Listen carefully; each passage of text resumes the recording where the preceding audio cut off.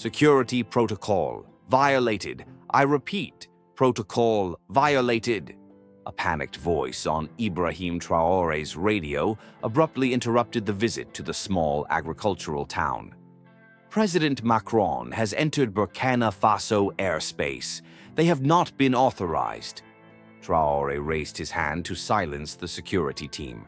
He asked in a controlled voice, "What do you mean, unauthorized? Is the President of France arriving in his private plane?" "Yes, sir. He lands at Ouagadougou Airport in 20 minutes. Traore turned to his assistant. "Is this the new game of the West, catching us off guard?" A young advisor stepped forward boldly. "Or maybe Macron has something very important to tell you, sir." Ibrahim Traore, the young leader of Burkina Faso, interrupted his meeting with farmers in the village of Kaya to give quick instructions to his security detail. As the security team hurried towards the vehicles, the villagers looked at each other with concern. What was happening? Mr. President, Traore's chief advisor, Moussa Diallo, approached the young leader as he got into his car. "How do we welcome him? No diplomatic protocol has been prepared. The red carpet, the guard of honor, nothing is ready." Traore's face was serious. "Protocol.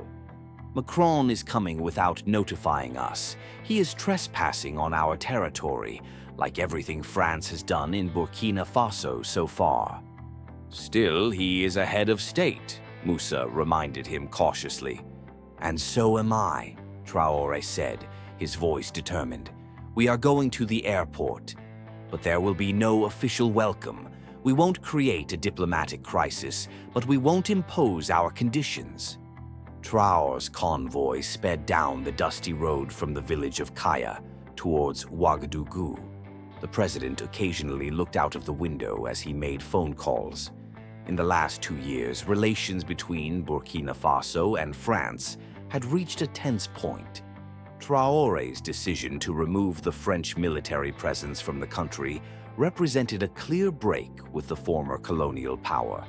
And now, without warning, French President Emmanuel Macron was coming to Burkina Faso. Why? "Mr. President," interrupted Foreign Minister Aminata Zerbo, speaking via video link. "The French ambassador is also baffled. This visit seems to have been kept secret, even from Paris." "What if it's a trap?" asked Defense Minister General Cabore from a separate screen.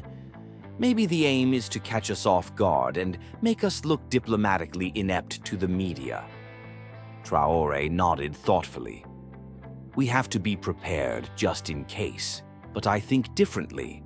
Macron's secret arrival could indicate that he wants to talk about something that some circles in Paris might not approve of." When they arrived at Ouagadougou Airport, the air was thick with tension. The runways had been cleared and preparations made for the French president's plane, but there were no ceremonial columns or red carpets. Only the necessary security personnel and Traore's small delegation were there. "Air France 1 on final approach," came the announcement from the control tower. All eyes turned to the sky.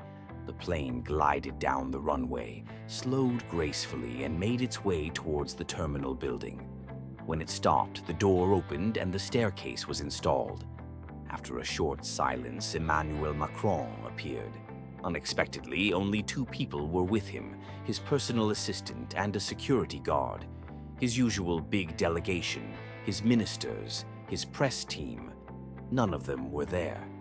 Ibrahim Traore was waiting at the entrance to the airport terminal. His face was unreadable, but his eyes were alert and sharp. Macron approached, walking the short distance across the field. He must have recognized the situation immediately. This was not an official welcome. "President Traore," Macron said, extending his hand. He spoke in French, his accent perfect. "I apologize for this sudden visit. Believe me, I have a good reason for it." Traore shook Macron's hand, his face still wary. "Welcome, President Macron. Burkina Faso is famous for its traditional hospitality, but usually our guests knock on the door." Macron smiled slightly. "Can you take me to a place where we can meet in private? There are things I need to tell you, and there are people who don't want them to be heard."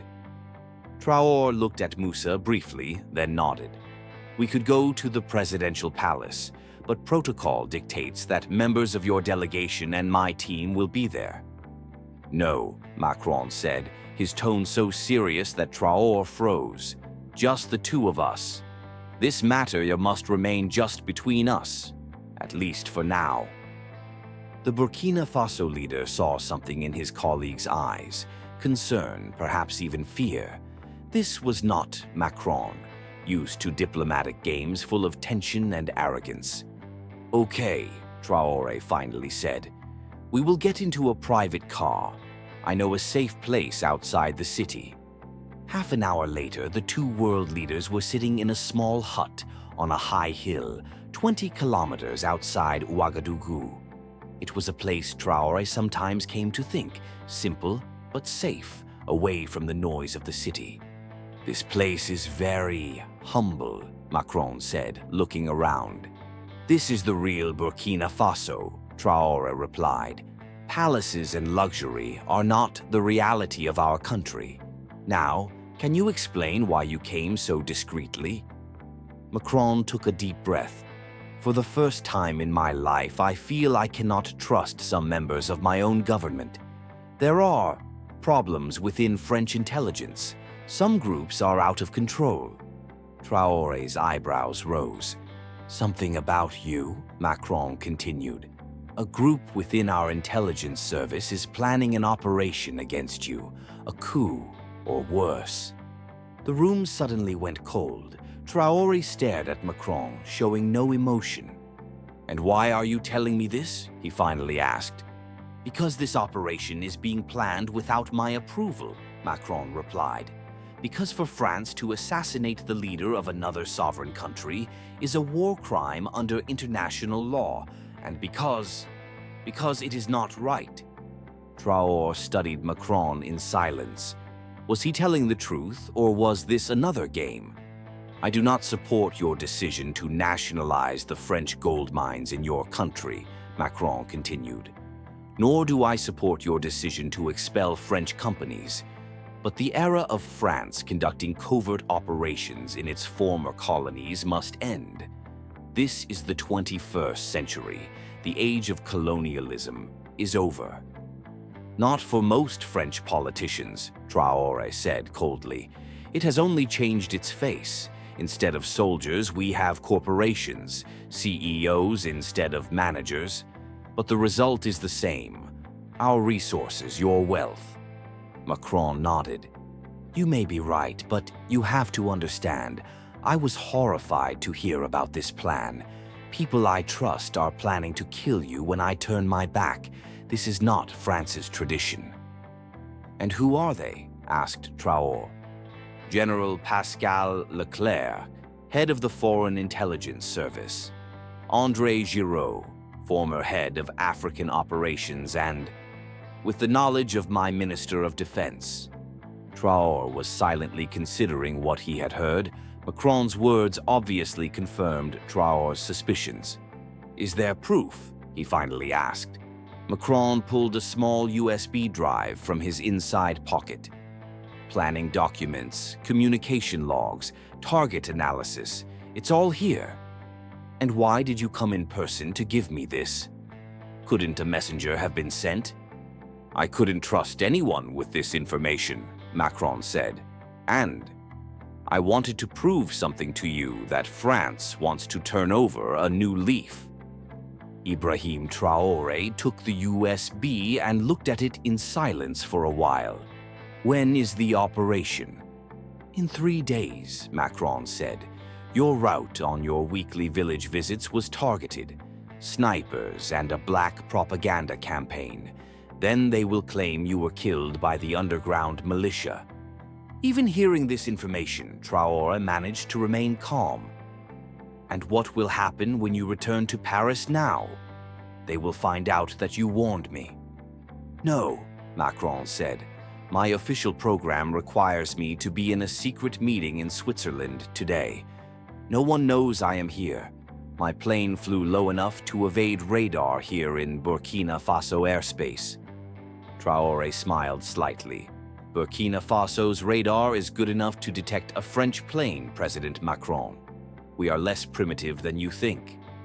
Macron looked a little embarrassed. "Of course, I understand." "And what will you do on your return to prevent this conspiracy?" asked Traore. "I will replace everyone who is running the operation," said Macron. "But I must be careful.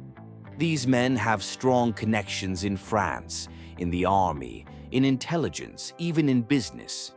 If I accuse them openly without evidence, they will accuse me of madness." Traore nodded thoughtfully. "Now I understand why you came so secretly. You are isolated even in your own government." "On some issues, yes," Macron admitted. "African policy is one of the most difficult areas. Many French people still dream of empire. Change will not be easy." There was a short silence. Finally, Traore spoke. "I thank you, President Macron. You took a great risk in sharing this information with me. I appreciate it." "This is just a humanitarian act," Macron said. "We may be on different sides of politics, but no country should try to kill the elected leader of another country." "As I said, thank you," Traore repeated. Then he stood up. "What will you do now? Do you need to return immediately?" "Yes, I must go back before anyone notices my absence," Macron said, also standing up. "But I would prefer to keep this conversation between us." "Of course," Traore said, "but I will also need to take security precautions." "Understandable," said Macron. "And President Traore, perhaps one day France and Burkina Faso can re-establish relations as truly equal partners." Traore nodded gently. "Maybe. But first, old wounds must heal, and some new economic arrangements must be made." Emmanuel Macron left as quietly as he arrived, not with a large delegation, just a few people. When his plane took off, the leader of Burkina Faso, Ibrahim Traore, was holding an emergency meeting with his team in a private room at the airport. "The information on the USB has been verified," said Cybersecurity Chief Zida. "These are real documents. All the details of the plan are here." "But why did Macron tell us this?" asked Defense Minister Kabore, still skeptical. "Could this be a hoax?" "I don't think so," Traore said thoughtfully. "What I saw in Macron's eyes was genuine concern, a man who realized his own government was out of control." "What do we do now?" asked Foreign Minister Zerbo. "We neutralize the operation," said Traore. "But more importantly, we will use it to our advantage." "How?" asked Moussa. Traore smiled, a strategic gleam in his eyes. "Macron gave us the information because he is trying to change France's approach to Africa, but some elements in his own government are blocking it. These people are not only our enemies, they are also Macron's enemies." "So?" "The enemy of my enemy is my friend," Traore said. "We must catch and expose these French agents who are conspiring against us. But we must do it in a way that strengthens Macron, not weakens him." The team began to develop the plan. Using the information on the USB, Traore knew exactly where and when the French agents would strike. He could trap them. 3 days later, Ibrahim Traore made the planned visit to the village, but this time everything was different.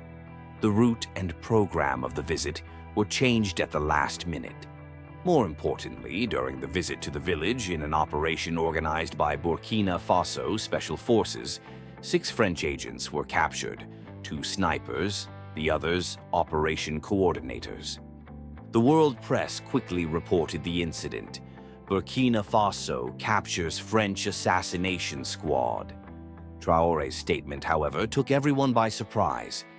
Today, Burkina Faso's security forces captured a group of rogue agents acting outside France's official policy, he told the international press. After talks with French President Emmanuel Macron, I am convinced that France's new African policy does not support such illegal operations. These agents were acting on the instructions of certain interest groups in France. This statement was a bombshell in Paris. Macron's office immediately issued a statement. President Macron was informed of this illegal operation at the last moment and took immediate measures. Those responsible will be brought to justice as soon as possible. The next day, 3 top French intelligence officials were dismissed. The defense minister resigned. In his speech to Parliament, Macron promised to open a new chapter in France's African policy. 2 weeks later, Burkina Faso and France signed a historic agreement. French companies would be allowed to continue operating mines in Burkina Faso, but a much larger share of the profits would now go to Burkina Faso.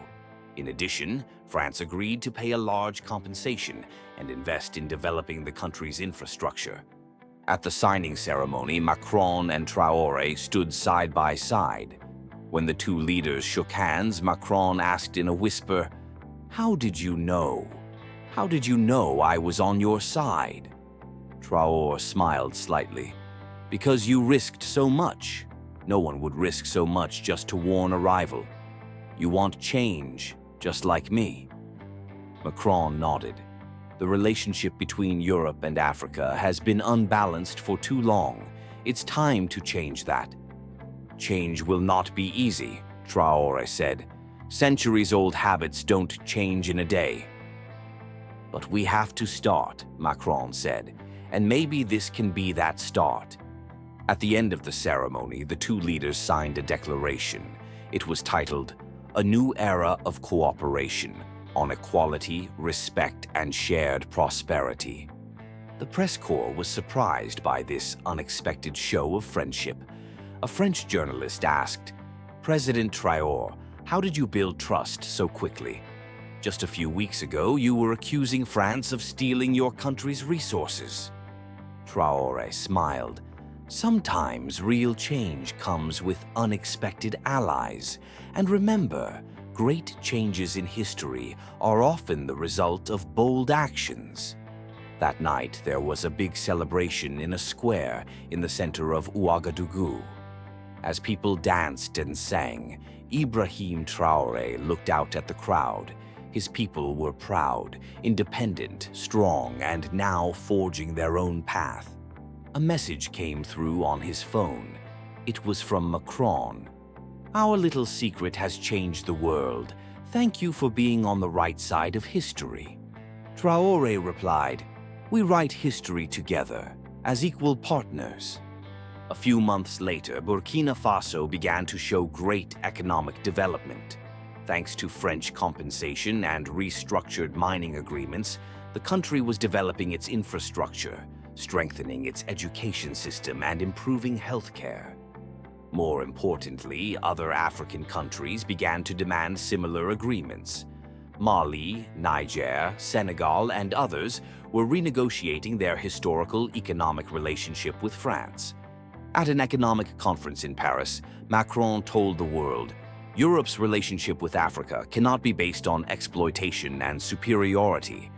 Real cooperation requires equality and mutual respect."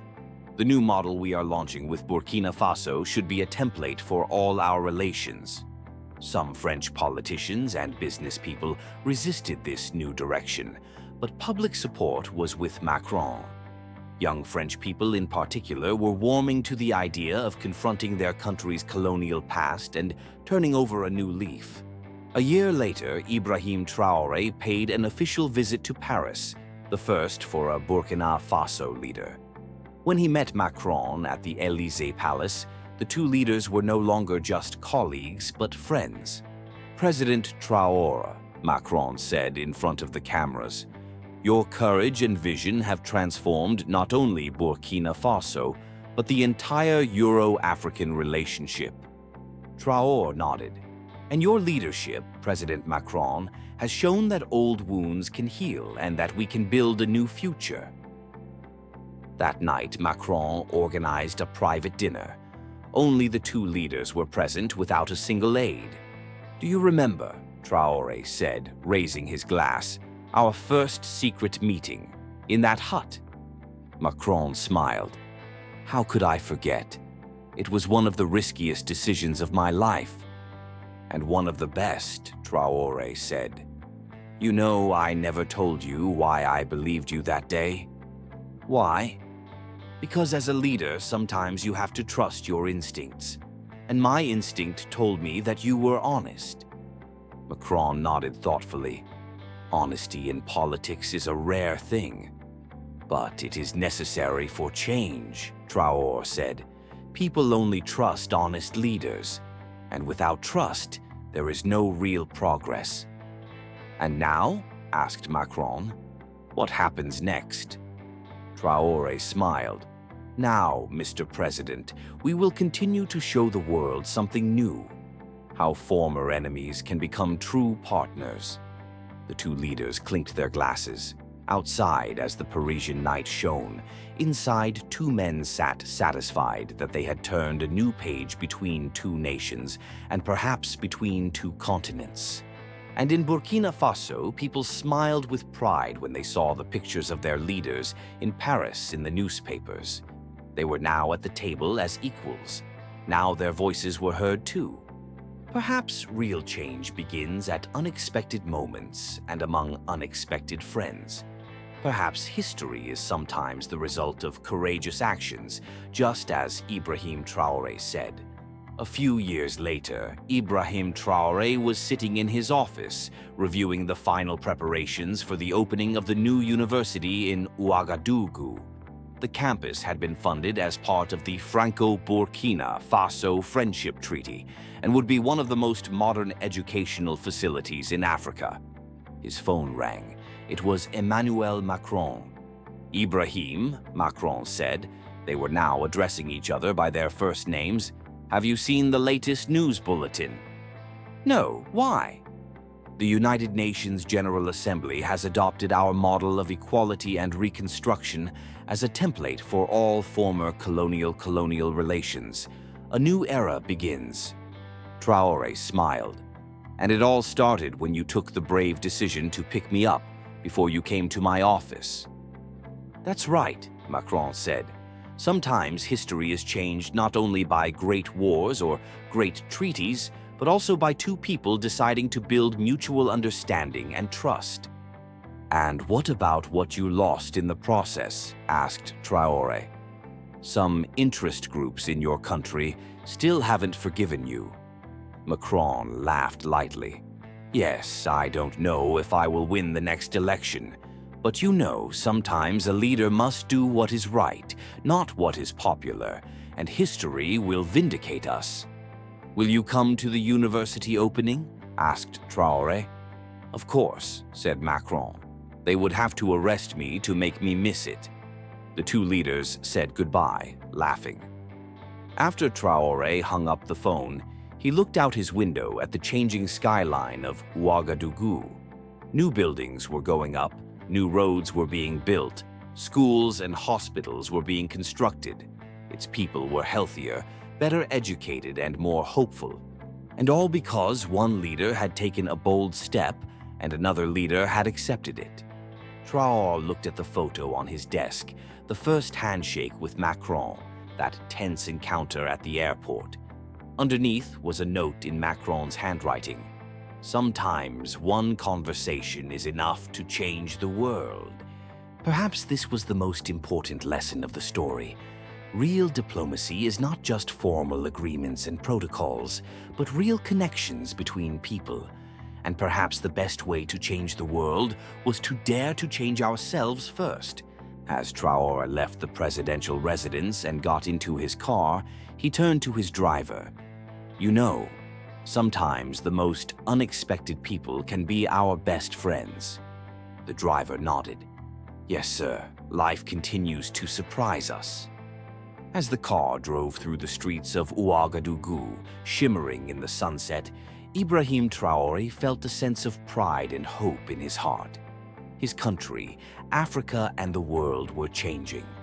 And perhaps this change had begun with the redefinition of the relationship between the West and Africa, with the unexpected visit of a French president and the choice of a Burkina Faso leader to trust him. Sometimes history is written when protocol is broken and people start to really listen to each other. And perhaps the future would be built precisely in this way, between unexpected allies.